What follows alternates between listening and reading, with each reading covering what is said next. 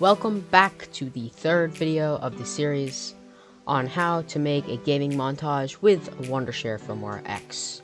My past two videos have been rather long, and I've gotten some feedback from friends to try to kind of make the videos a little quicker and not spend as much time dawdling on each portion. So I'm actually gonna make this one pretty short today because it's only color correction and effects, and I feel like I can cover that rather quickly. So before we get into this video, make sure to subscribe, please. I need the subscribers. And yeah, let's get right into it.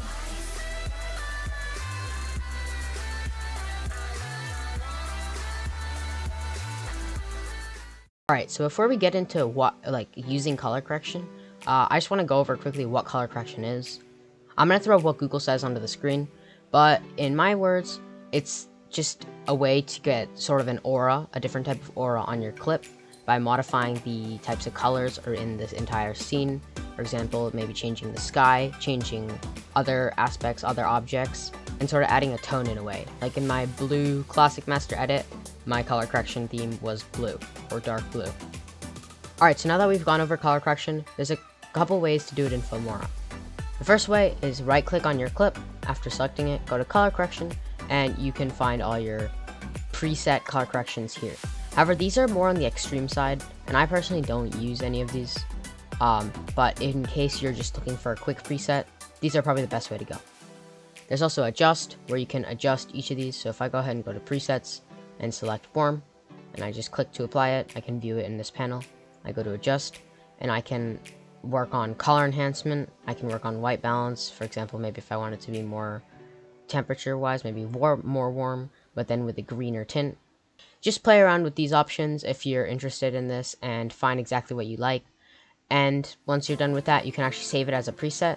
And if you save it as a preset, and after you name it, if you return back to the preset menu and you go to all presets and you switch to custom, you can locate this one and apply it to all the clips that you want to.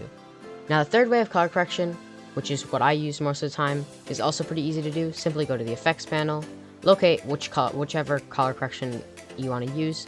Again, you can double click these clips to preview them. However, I know I'm going to use a arrow, so I'm just going to left click and drag it and snap it to the top of the clip. Extend it using the double arrows to the right. And now if I play this back, you're going to see that it has all the color correction that we applied, and it stays for the entire clip. Okay, so we've applied our first set of color correction. However, if you want to add another effect in this effects panel, then simply left click, drag, and snap it to the top, just like you did the previous color correction. Make sure it's over whatever you want it to capture, and then extend it using the double arrows. And yeah, that's as easy as that. Now in case you want to customize these effects, double click on the effect, and you can decrease the alpha using the slider, which alpha just represents how strong it is inside the clip. 0 means nothing, and 100 means as strong as possible. Fade for chromatic aberrations is how many times it sort of appears on the screen. However, if you notice when I double click a arrow, the only thing I can see is alpha, because there's no need for a fade.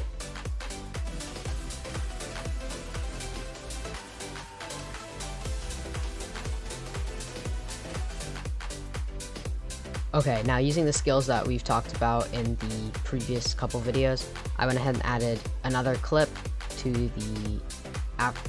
I went ahead and added another clip after the one we just worked on, and went ahead and also added a vintage effect, a vintage color correction effect from the effects panel to not only the clip I just added, but also the first two God Bridging cinematics to keep more of a constant color correction theme so that the mood is not always changing.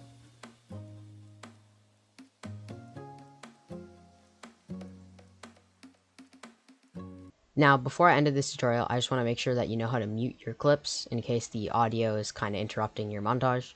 And it's pretty simple. All you have to do is left click on your clip to select it, right click, and then locate mute and select that, and then your audio will gray out and you'll see it turn all like light and dark gray. And that's it. You don't have to touch anymore. It's now muted.